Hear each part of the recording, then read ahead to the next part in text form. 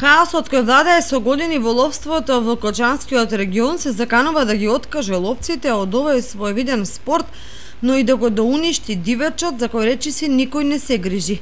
Фактот дека неколку години наназад никој не стопанисува, односно нема концесија на ловиштата кон Пресека Горица од Чешиново, зборува дека се е препуштено на стихијата. Ако на ова се надоврзи евентуалното откажување или одземање на концесијата на двете кочански ловишта со кој стопанисува концесионерот Текстил од Скопје, тогаш голем број од ловците ќе останат ни на небо, ни на земја. Единствената шанса да ја задоволат својата ловечка страст ќе им остане во подружницата Осогово на јавното претпријатие Македонски шуми, која засега стопанисува со дел од високопланинските ловишта.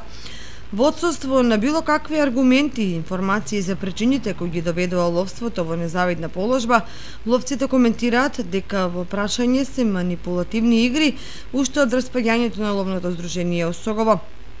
Нелогично е ловното здружение Бел камен од Виница да функционира како едно од најуспешните во државата, а во Кочани од многу газди ловството да остане килаво. Инаку, ако се земат во обзир потенцијалите на оваа атрактивна и доходовна стопанско-туристичка гранка, можностите се големи, почнувајќи од резерватот Полаки на Осоговските планини преку изворедните шумски и полски терени, кои доколку се искористат, може да го подигнат ловството на високо европско ниво.